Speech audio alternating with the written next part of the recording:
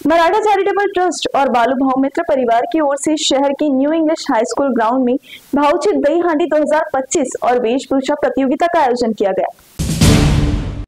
The Maratha charitable trust और बालू भाव मित्र परिवार की ओर से 17 अगस्त शहर के new English high school ground में भाऊची दही हांडी और भव्य वेशभूषा प्रतियोगिता का आयोजन किया गया। सांसद प्रतिभा धानोरकर की पहल पर चंद्रपुर शहर में पहली बार यह प्रतियोगिता आयोजित की गई। इस समय सांसद प्रतिभा धानोरकर ने कहा कि इस आयोजन का मुख्य उद्देश्य युवाओं को साहसिक खेलों का अवसर प्रदान करना, उनके कौशल का विकास करना और सामाजिक एकता को बढ़ावा देना है, न कि केवल मनोरंजन तक सीमित रखना।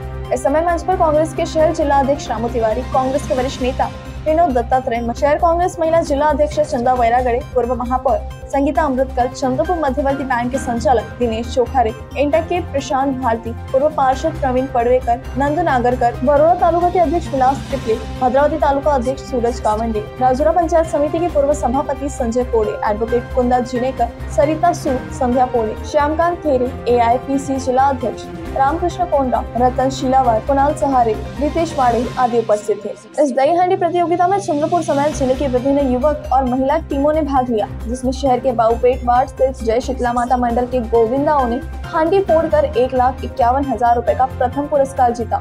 तो वहीं बल्लारपुर की महिला टीम गोपिका गर्ल्स को प्रोत्साहन पुरस्कार से सम्मानित किया गया।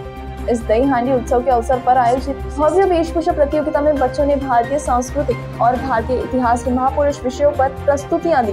इस प्रतियोगिता के लिए 65 प्रतिभागियों ने पंजीकरण कराया था। इनमें से स्पृहा वाटेकर, जिन्होंने इस प्रतियोगिता में उत्कृष्ट प्रदर्शन कर 5,000 रुपए का प्रथम पुरस्कार जीता, जबकि सानवी लालासेरे इनको 3,000 रुपए का द्वितीय पुरस्कार और सानिधि इटनकर को 2,000 रुपए का तृतीय पुरस्कार प्रदान किया गया। इसके साथ ही 10 प्रतिभागियों को प्रोत्साहन पुरस्कार भी दिए गए।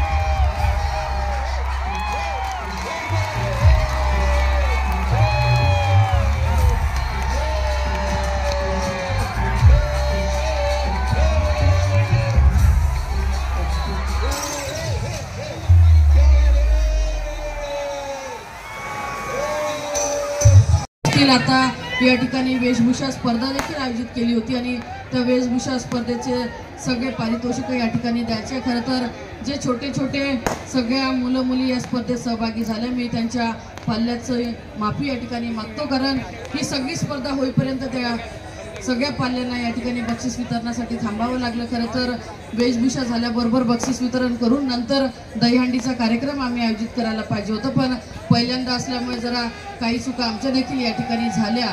पुढल्या वेळेस या गोष्टीची दक्षता आम्ही नक्की घेऊ, तुमच्या लहान मुलांना त्रास होणार नाही याची काळजी नक्की या ठिकाणी घेऊ।